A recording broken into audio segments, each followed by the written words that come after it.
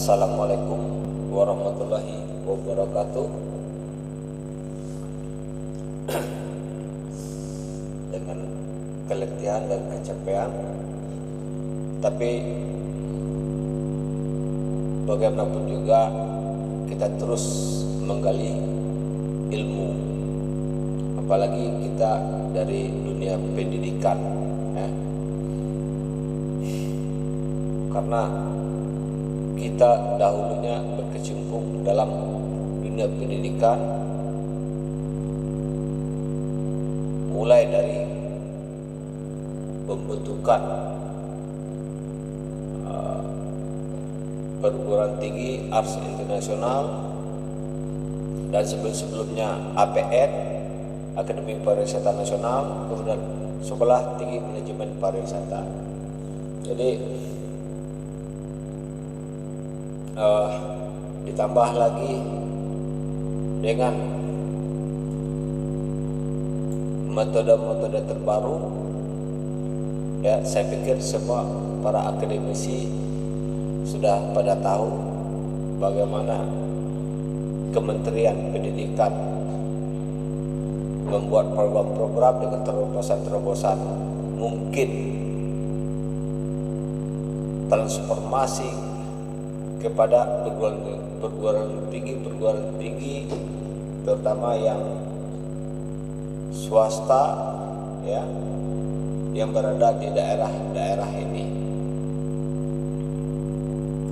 Jadi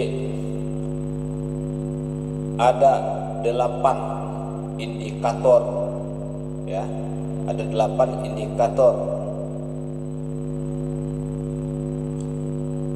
kinerja utama untuk perguruan tinggi. Ini diposting oleh panduan PKKMB.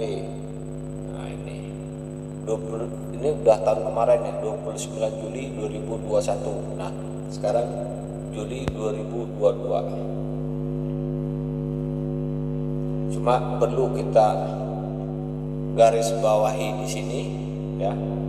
Di sini dinyatakan bahwa Kemendikbud meluncurkan Merdeka Belajar episode ke-6 tentang pendanaan untuk perguruan tinggi.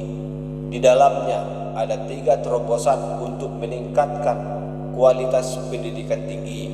Salah satunya adalah 8 indikator kinerja utama untuk penetapan penyaluran bantuan dana. Nih, kita ambil poinnya.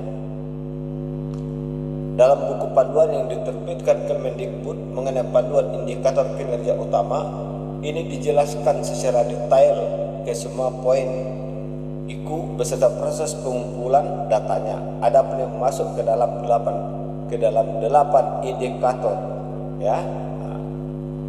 Indikator kinerja utama perguruan tinggi.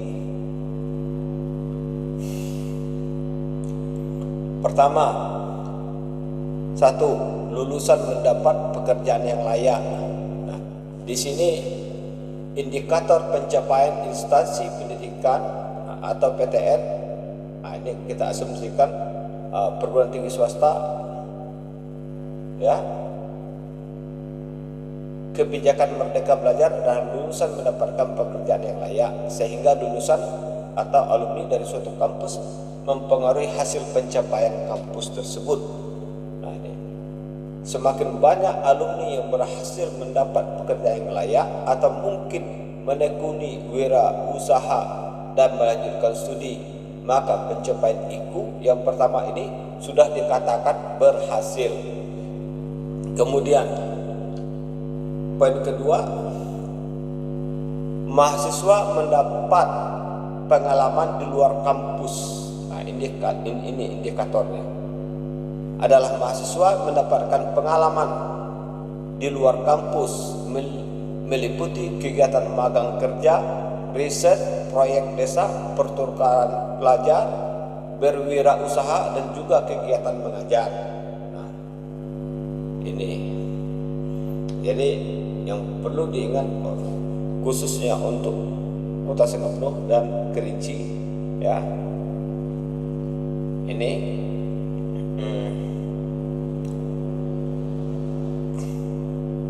program-program seperti ini sangat perlu sekali, baik itu bidang akademik maupun kemahasiswaan dalam membuat rancangan-rancangan seperti ini. Kemudian dosen, ya, dosen berkegiatan di luar kampus, ini indikator kinerja utama perguruan tinggi. Ya, yang ketiga nih, dosen berkegiatan di luar kampus adalah dosen berkegiatan di luar kampus, sehingga aktivitas dosen tidak hanya dalam kampus sendiri, melainkan juga di luar kampus, seperti mencari pengalaman industri sekaligus mengajar di kampus-kampus lain.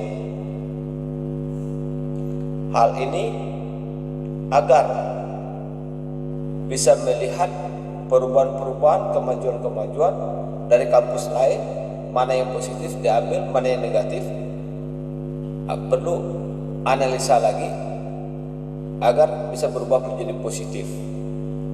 Kemudian yang keempat, praktisi mengajar di dalam kampus.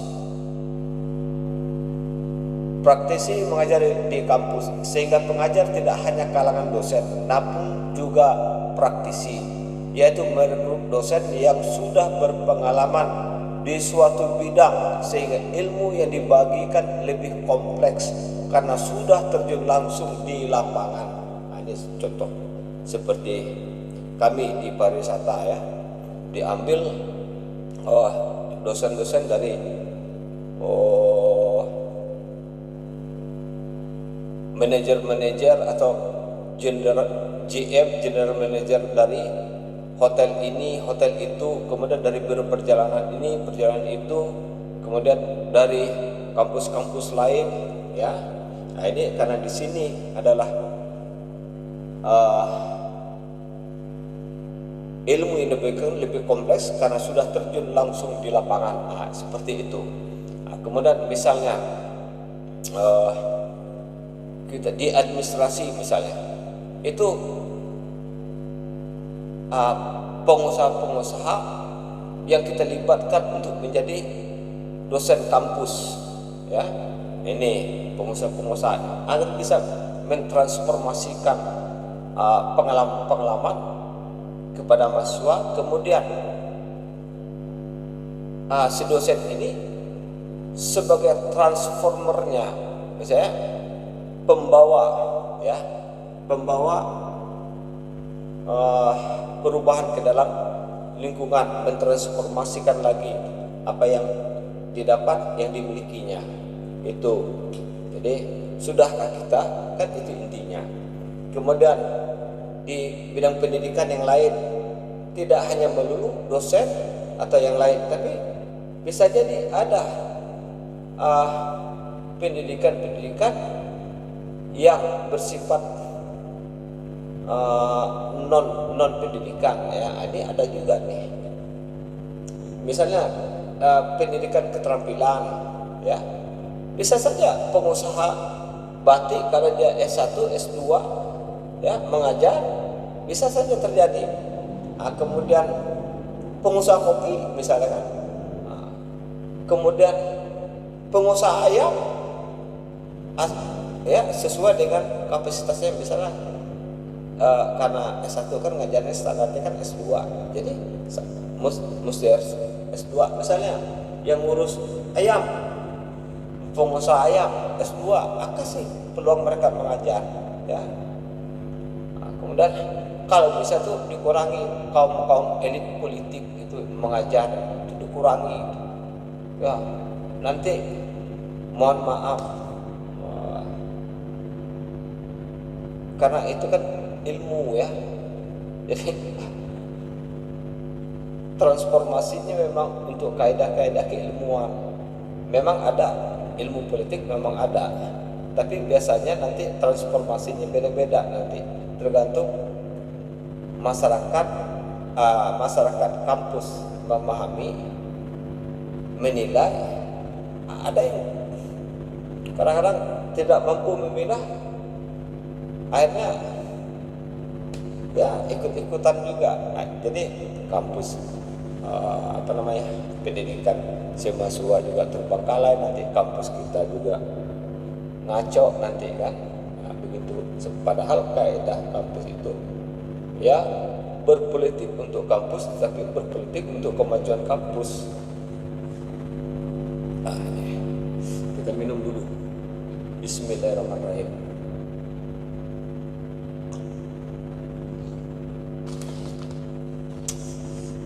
Ngopi kan, mulut, ngotak, itu ciri khas kita. Kemudian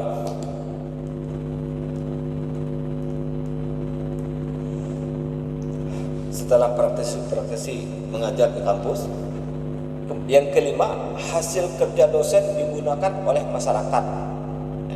Nih, hasil kerja dosen digunakan oleh masyarakat. Indikator kinerja utama ini, bagian kelima, hasil kerja dosen digunakan oleh masyarakat, yang yakni terkait hasil riset yang dilakukan sebaiknya memberikan manfaat besar bagi masyarakat di sekitar. Ada enggak kita di Kerinci dengan kota Sukapenuk seperti ini? Kita jawab dengan jujur, ya. Kalau ngambil S2 berlomba-lomba menggunakan dana yayasan kek, dana ini kek, ya, habis dana yayasan nanti. Akhirnya apa? Tidak bisa untuk pembangunan berikutnya. Udah ngurus, misalnya ngurus ban udah pakai dana, kadang-kadang ada yang terselubung, ada yang tidak, ya. Kita real saja faktanya seperti itu. Sehingga sekarang bagaimana meningkatkan kinerja para dosen? Dosen pun setidak-tidaknya mampu membuat proposal, mengajukan dana penelitian ke Kementerian Pendidikan misalnya, ke kementerian di mana majoringnya, yang diminatinya, dan itu kita transfer ke masyarakat nanti hasil penelitian kita seperti itu, ya. Ada baiknya kayak kampus-kampus di Kerinci, karena kita kan di Kerinci ini kan pertanian, perkebunan, apalagi kulit manis, perkopian, apalagi itu, macam-macam. Kalau ada yang S2, undang mereka untuk mengajar sebagai praktisi di kampus, misalnya yang di Kayu Aro misalnya, yang grup-grup Bang Non, Musnadi Munir misalnya, Volcano Kopi, atau misalnya yang itu di Kota Sukapenuk misalnya Raja Kopi itu, atau si siapa, Argani Supri misalnya, itu yang kopi kan, kita pilih salah satu. Kemudian yang perkebunan khusus cabai siapa misalnya, ini pokoknya semuanya dijadikan praktisi sehingga mereka menjadi satu tim. Mungkin kita bisa lihat sistem pola film Armageddon.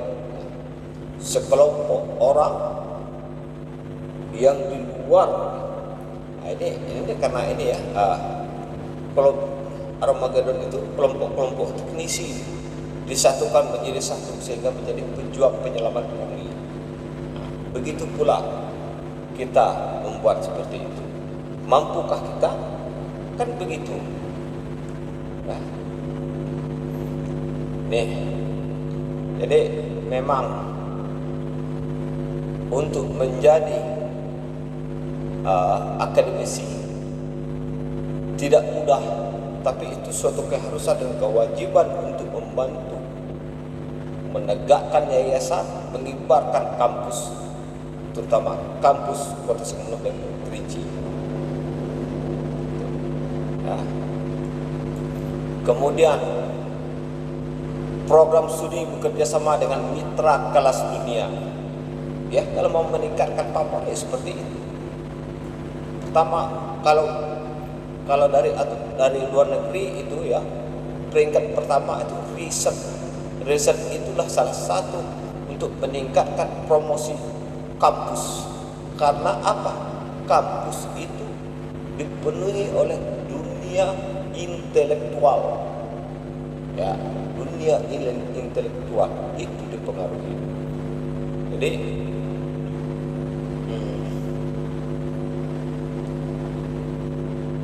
adalah berjalannya program studi yang bekerja sama dengan mitra kelas dunia, sehingga pihak PTN akan menjadi kolaborasi dengan mitra untuk menyempurnakan program studi seperti magang, penyerapan pusat, dan lain-lain. Tapi tidak semua ya. Kita punya PTP kan, PTP 8, kerjasama dong dengan mereka. Apalagi sekarang sudah banyak kan perusahaan-perusahaan di Kerinci, di Kota Sungai Penuh, kerjasama dengan mereka. Itu kan untuk kelas lokal nih. Kalau kelas negeri, upayakan, ya, upayakan. Kalau tidak mampu, ya jangan jadi direktur, jangan jadi ketua. Kan fungsi ketua itu public relation untuk meningkatkan kapasitas untuk mendukung perguruan tinggi kita. Nah, ini ya. Jadi, cuma sekarang ini mampukah tidak? Kan itu pertanyaannya. Ya. Pertama, kalau kita lihat, kalau mau membangun kampus yang terbaik di Kota Sungai Penuh dan Kerinci memang harus seperti itu. Ya, harus seperti itu. Nah, ya, kalau bisa dikurangi elit-elit politik yang jadi pengajar, jadi dosen, dia sah-sah saja, kan? Sah-sah saja, nggak ada masalah kok. Ya, ini saya kalau kita bikin catatan miring sedikit, nanti ada yang tersinggung. Ya, sekarang kan kita saja belajar studi kelayakan. Kampus juga ketika ada studi kelayakan. Dosen pun harus ada studi kelayakannya. Ya. Ini orang-orang yang susah juga kita bilang. Intinya begini. Jadi susah juga saya ngomong, biarlah yang itu off the record aja, nanti ada yang tersinggung lagi. Tapi Anda boleh bertanya kepada kita nanti. Ya, ada aturan-aturan normatif. Layak atau tidak layak seseorang untuk menjadi dosen. Ya, begitu aja. Itu catatan pada kutip.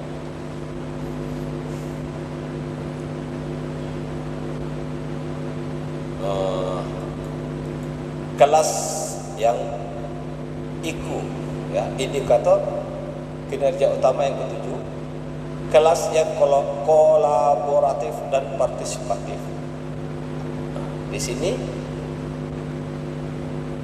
agar pihak kampus bersama para dosen mampu menciptakan kelas yang mumpuni, bisa melibatkan mahasiswa dan merangsang keterlibatan mereka dalam proses belajar di kelas. Ini ya. Jadi harus kaya terhadap ya kolaboratifnya, seperti kita dulu ya dengan Pak dosen dari Rabi Kamil kalau tidak salah ya. Beliau kayak kami ngambil pasca sarjana di bidang pendidikan karakter, itu ada Pak dari Rabi Kamil namanya, Pak menantu Pak Afrizal Matan Cendal ya. Itu diberinya kita semacam kuis nanti kita berdiri di depan kan, kita menjawab, nanti silih berganti seperti itu pola-pola yang seperti itu ya. Mungkin ada pola-pola yang lain, masing-masing orang punya cara, masing-masing dosen mungkin punya cara tersendiri. Kemudian ini 8, ini sebetulnya terkait dengan riset ya sebetulnya. 8, program studi berstandar internasional. Indikator kegiatan utama terakhir atau ke-8 adalah program studi berstandar internasional dan hal ini berhubungan dengan akreditasi internasional. Sehingga PTN diharapkan mampu meraih akreditasi internasional untuk bisa dikenal luas oleh dunia. Mampukah? Nah, ini. Ya. Kita biarlah bajunya kayak gini. Kita mah santai-santai aja. Ya. Tapi kita harus mampu menjabarkan poin-poin yang ada di sekitar kita. Bagaimana mampukah kita? Misalnya salah satu program studi kita bisa mendapatkan akreditasi internasional. Misalnya jurusan bahasa Inggris, bagaimana caranya dapat akreditasi internasional sehingga mampu berbicara di luar. Misalnya ekonomi, manajemennya, bagaimana caranya bisa menerobos menjadi akreditasi internasional. Begitu. Nah, kemudian apalagi pendidikan, administrasi misalnya. Ini bagaimana caranya bisa menjadi sekolah administrasi bertaraf internasional. Ini kita kasih poin kunci.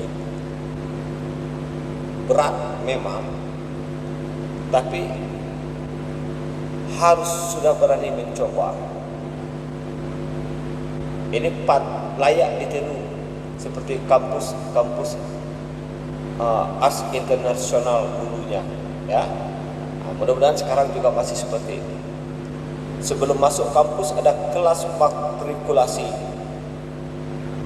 Mahasiswa mana yang bahasa Inggrisnya tingkat beginner, ya, tingkat pemula, maka ya selama 6 bulan masuk kelas matrikulasi. Ya, sebelum perkuliahan masuk kelas matrikulasi bahasa Inggris minimal sampai tingkat intermediate, ya. Kalau biasanya kan tidak mungkin, ya, intermediate kan setidak-tidaknya ya level-level TOEFL lah kayak gitu, seperti itu. Tapi belum tentu juga. TOEFL juga kadang-kadang orang bisa mengisi TOEFL tapi belum tentu bisa dalam bahasa Inggris dalam penyampaiannya. Jadi seiring sejalan keduanya lebih bagus. Jadi saya pikir program ini sebetulnya para dosen, para aktivis, para akademisi sudah tahu, para pimpinan lembaga juga sudah tahu.